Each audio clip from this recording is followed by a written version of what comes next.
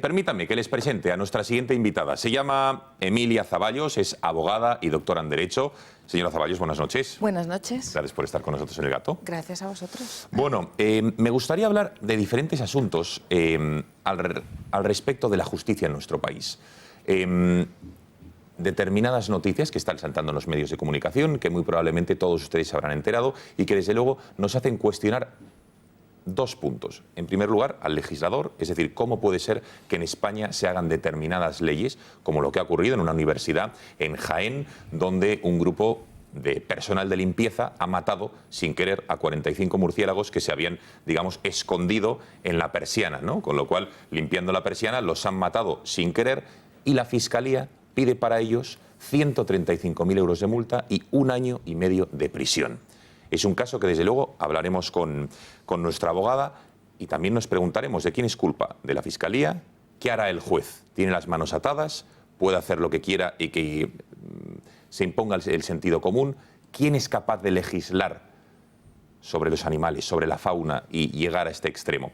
Y también hablaremos de otras injusticias, por ejemplo, la ocupación en España. ¿Cómo es posible que en España se ocupen tantas y tantas viviendas y una persona a la que le han ocupado su piso tenga que recurrir a la justicia, vía civil, penal, y pasar 1, 2, hasta 3 años larguísimos sin vivienda? Por eso muchos españoles directamente se saltan la justicia y acuden a estas empresas privadas para desalojar sus pisos. O el caso de Asturias, donde una banda de mafiosos, de rumanos, que tenía, proxenetas, que tenían una red de prostitución, hacían, entre otras cosas, están acusados de diversos delitos, por ejemplo, y obligaban a sus mujeres, entre otras cosas, a prostituirse, a comerse el dinero si facturaban poco, etcétera, etcétera. Pedían para ellos 600 años y ya están en la calle.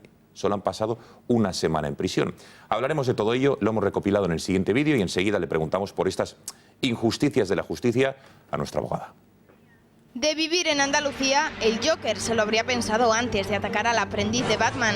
El Código Penal establece en el apartado de delitos contra la fauna condenas de hasta 2 años de cárcel para quienes destruyan especies protegidas silvestres. Y esto es lo que le ha ocurrido a 2 trabajadores de la empresa de mantenimiento en la Universidad de Jaén, que mientras arreglaban una persiana provocaron la muerte de 45 ejemplares de murciélagos que anidaban en el tambor de la persiana. Esto explica la petición del fiscal, que ha solicitado 1 año y medio de prisión y la indemnización de 135.000 euros, que es el valor de esta especie catalogada dentro del listado de especies silvestres en régimen de protección especial. Y esta sentencia nos recuerda que la justicia es menos ciega que nunca. Recordemos el caso de los hermanos Sandulache, un clan mafioso rumano de explotación sexual afincado en Oviedo, acusados de graves delitos como la trata de seres humanos o prostitución coactiva. Incluso en alguna ocasión llegaron a obligar a sus esclavas a comer dinero si no hacían suficiente caja. Por ello se enfrentaban a una petición de casi 600 años de prisión. Y por si la justicia no tuviera suficiente para estos hermanos, antes de que este caso viera la luz, contabilizaban hasta 23 antecedentes policiales desde que llegaron a España en 2013. Varios casos de trata de mujeres, palizas, violaciones, blanqueo de capitales, incluso algún presunto atraco a mano armada. Sorprendentemente, solo pasaron 1 semana en la cárcel. A día de hoy no están en prisión preventiva, siguen en la calle, porque en el juzgado aseguran que no hay riesgo de fuga. El movimiento Ocupa es otro claro ejemplo de la desproporcionalidad de la justicia o de nuestra legislación. Y es que, pese a que la conducta de los ocupas atenta de forma flagrante contra el derecho de la propiedad y está castigado con penas de hasta 1 a 2 años de prisión, la justicia es lenta. Y además, en la mayoría de los casos, no se interpreta de la manera más correcta. No todas las ocupaciones de inmuebles dan lugar a delito. Solo podrán castigarse los casos en los que el ocupa demuestre que tiene intención de quedarse en la vivienda para siempre y no abandonarlo, además de demostrar que tiene todos los derechos como propietario de esa vivienda. Bueno, señora Zaballos, de estos casos, explíquenos si le parece, porque cómo podemos hacer entender a nuestros espectadores que al final alguien puede pensar, bueno, qué tontería hablar de unos murciélagos ya, pero es que a estas personas, operadores de limpieza, que a lo mejor les condenan a 135.000 euros, 1 año y medio de cárcel, a él, a sus familias, se les arruina la vida. ¿Cómo es posible que ocurra algo así? Bueno, yo siempre digo que uno de los problemas que nos encontramos es que el legislador legisla sin bajarse a pasear, yo siempre digo, por la calle. O sea, uno tiene que ser consciente de lo que hay en la realidad en el día a día y desde ahí legislar. Es muy difícil legislar a gusto de todos.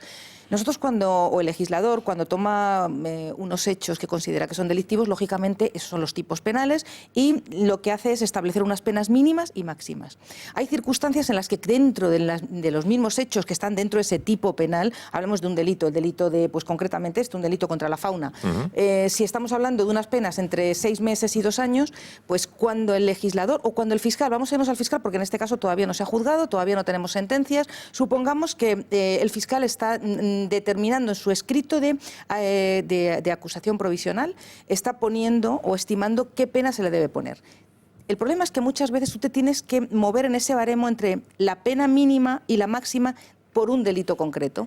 Y hay veces que la mínima es excesiva para esos hechos concretos, aunque el tipo penal se cumple, y hay otras veces que la máxima se queda corta. Hay veces que por las complicaciones, las circunstancias, como se han producido los hechos, quizá el propio juzgador o el fiscal a la hora de pediría mucha más pena, pero no puede porque está acotándose dentro de ese tipo penal entre ese mínimo y ese máximo. En este caso, pues concretamente, que a mí me sorprende, me llama la atención, que es el de los murciélagos, cierto que es una especie protegida, que tenemos que mirar mucho por la fauna, por la flora, pero una de las cosas que nos encontramos, que me parece sorprendente, es que estén pidiendo a estos señores por, creo que son 5 animalitos que son adultos y 15 o 20 pequeños, que son, creo que son 137.000 euros. Si lo comparamos, por ejemplo, a mí me ha llamado mucho la atención y digo, bueno, si nosotros nos vamos a otros asuntos, pues por ejemplo, el tema de las violaciones que hemos tenido en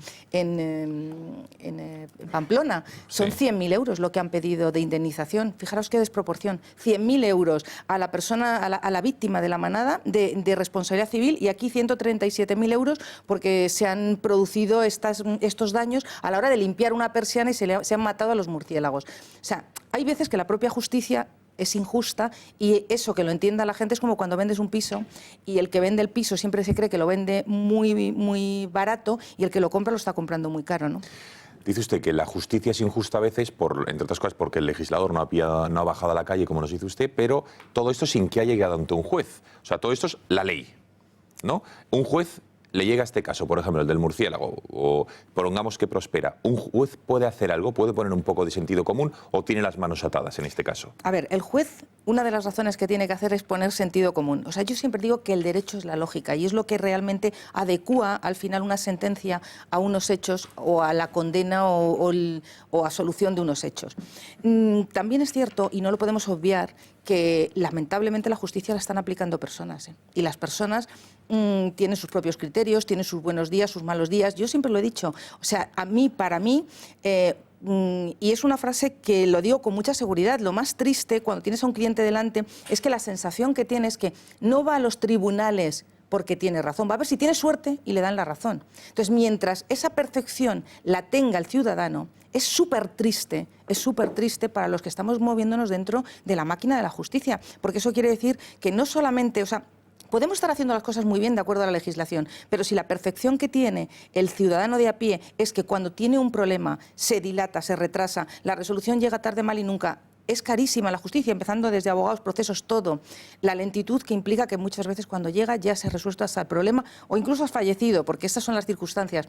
Todo esto, además de las habilidades, no olvidemos de los profesionales. Es fundamental una resolución, influye a la hora de decidir un juez una absolución o una condena, la habilidad que tenga el abogado, el poder de convicción, los conocimientos, la experiencia. ¿Eso qué quiere decir también? El poder económico del cliente, que contrata a un buen abogado o contrata a un abogado de menos cualificación. O sea, es que todo influye a la hora de dictar unos resultados más adecuados o menos adecuados y que se ajusten a lo que el cliente espera o no.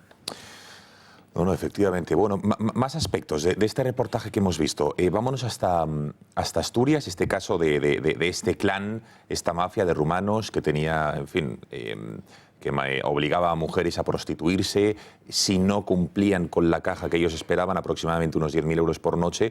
Por ejemplo, hay un caso concreto, una denuncia, que esto tendría que demostrarlo un juez, a unas chicas que solo facturaron 700 euros por la noche, les hizo comerse los 700 euros con agua, bien mojaditos, se los hizo comer enteros, ¿no? Todos estos estos rumanos, que al final han estado tan solo, pedían 600 años de cárcel para ellos y han estado tan solo una semana en prisión, entiendo que ahora estarán en libertad condicional porque habrán pagado la fianza, ¿cómo es posible una fianza tan cara, teniendo en cuenta que piden 600 euros y que 600 años y que estén en la calle?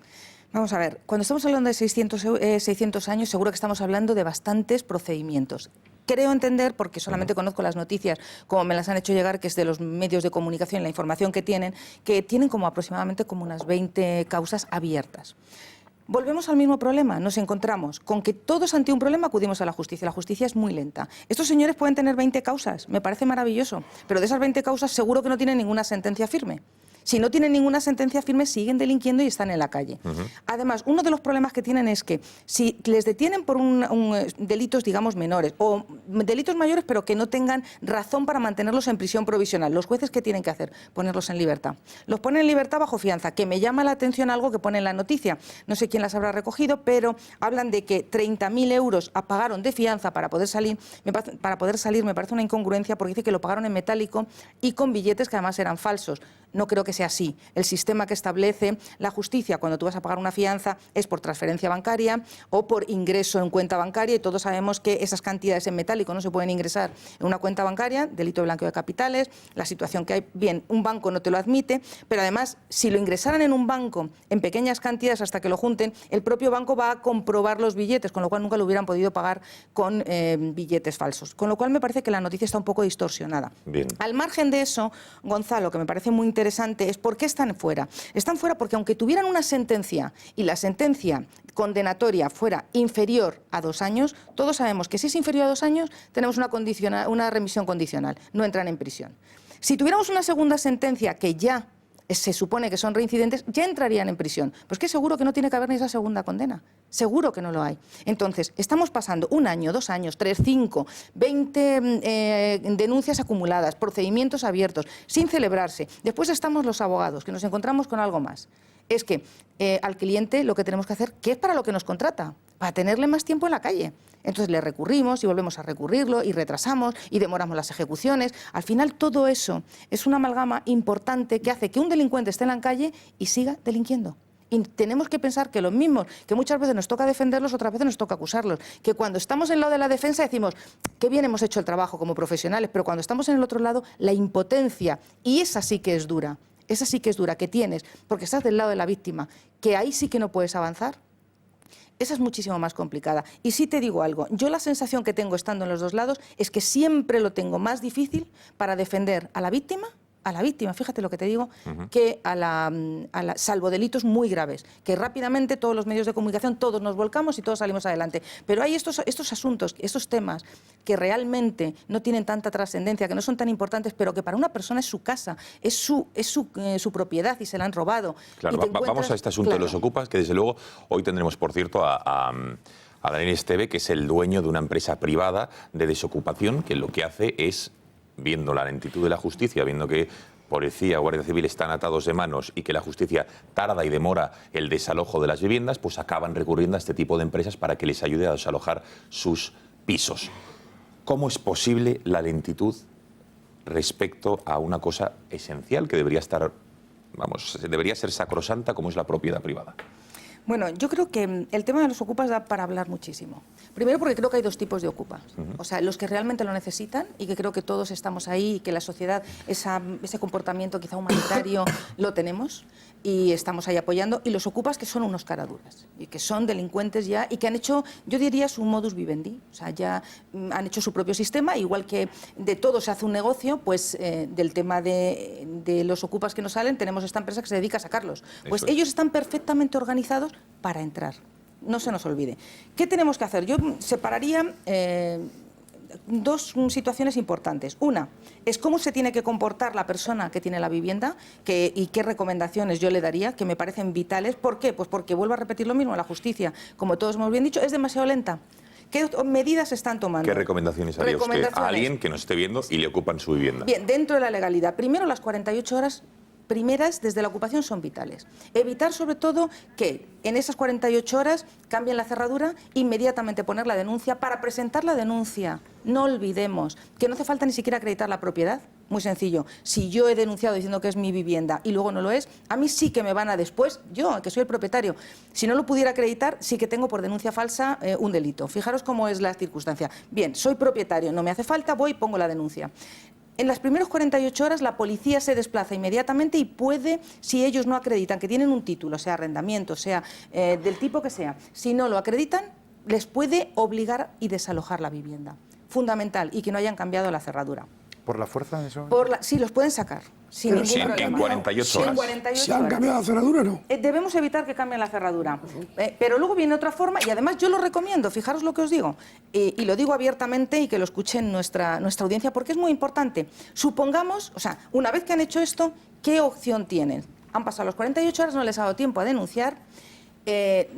La única vía que tienen es irse a la vía civil y presentar un desahucio que está en precario, que no están pagando para que lo desocupen. O presentar una denuncia por una usurpación de vivienda, que es la siguiente opción, que además las penas son bajísimas. Y te tiras un montón de tiempo, que oscila entre el año, incluso hasta los 2 años, año y medio, porque se saben todas.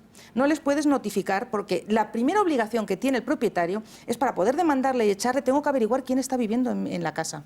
Recordad que mientras están dentro de la casa, qué curioso, nadie les puede obligar a identificarse, tienen que esperar la policía o la misma persona que es el propietario a que salgan para obligarles a que les identifiquen. Así les notificamos, si no hay que empezar a notificar por edictos, son todo complicaciones. Y al final llega un momento en el que dices, pero bueno, bien, procedimiento 1 año y medio hasta que conseguimos echarlo. ¿Qué recomiendo yo? De verdad, yo lo tengo clarísimo. Esto no es que estemos diciendo ojo por ojo y diente por diente, la ley del talión, no. Mire, esto es muy sencillo. Hagan vigilancia fuera. Y en el momento que salgan ellos y la vivienda se quede vacía, hagan lo mismo. Inmediatamente cambien ustedes la cerradura, porque pueden hacerlo, y se meten dentro. Y cuando vengan ellos, sean ustedes los que inmediatamente le denuncien, pero ahora por algo más serio, por allanamiento de morada, porque es su casa y es así que están viviendo ustedes. Y lo pueden acreditar y es allanamiento. Y ahí las penas sí que son superiores y es un delito. Sí, Emilia, pero como tú bien dices, ellos ya se las saben todas. Entonces, ellos nunca son una persona o una pareja, sino que es un grupo organizado. Nunca saben de tal manera todos. que se turnan, claro. Sale uno, pero entra otro. Y antes de que salga el uno, ya ha entrado el otro. Víctor, siempre van hay. Y de tomando. hecho, la empresa esta que se dedica a los ocupas es una de las cosas que hacen. Están Claro. vigilando las 24 horas. Sí. Y en el momento que se produce, tienen la autorización para que puedan acceder. Es muy triste, pero es que la única forma que recuperes tu vivienda. Luego, además, estos ocupas, mira, ellos saben que es allanamiento de morada si es tu primera vivienda. Vivienda habitual. La vivienda habitual. ¿Qué hacen? Asegurarse de que no vives ahí. Además, el movimiento Ocupa se creó para realmente utilizar o meterse, por decirlo de una manera más coloquial, en viviendas que estaban abandonadas o que estaban en una situación de bancos, de desuso. Esa es la razón, y que se les diera utilidad. O ellos las pudieran dar de esa manera, incluso con el fin de habitarlas y conservarlas, porque muchas veces de ellas al estar vacías, están en mal estado. Esa es una de las razones fundamentales. Ha perdido todo el sentido. Hay movimientos, igual que están los que desalojan a los ocupas están perfectamente organizados. Y además tú les dices, oye, quiero tal vivienda, pues mira, nosotros por entrar, ocupártela, cambiarte la cerradura, te cobramos tanto. Y tú se lo pagas, ellos se meten, después se meten y están vendiendo, están haciendo un negocio con la propiedad de otro. Claro. Y algo más, están dentro y cuando se cansan y se van a trasladar, también lo sacan como una pequeña subasta. Yo 3.000, yo 5.000, yo 6.000, vale, pues dame tú, porque la tienes, te adjudico, te puedes meter en la casa que yo salgo. Meten al y te propietario dejo. en la subasta y le negocian al propietario el dinero por salir del... Claro, Sí, también. eso es una de las cosas que hacen las empresas estas nuevas que lo están gestionando. ¿Qué hacen? Buscan la forma de estar las 24 horas presionándoles, que no se saben el riesgo que ellos tienen de que en cuanto dejen la vivienda vacía la van a ocupar, y muchas veces acceden voluntariamente a cambio de una cantidad de dinero pues a marcharse. Entonces, al final digamos que es presiones con presiones para poderlo resolver. Pero y lo que salir pasa es que de al final una se genera un complicada. efecto llamada porque se está generando ocupas profesionales que están haciendo un negocio del tema, con lo cual se genera este efecto llamada de, bueno, como vamos a sacar un rendimiento al fin y al cabo, aunque sea pacífico, de abandonar esta vivienda y ocupar otra, al final es mi forma, ¿no? De todas formas, fíjate que se crean negocios y al final te planteas diciendo, aquello que decíamos, piensa más un necesitado que 1000 abogados. O sea, imagínate, es muy duro lo que decimos. A ver,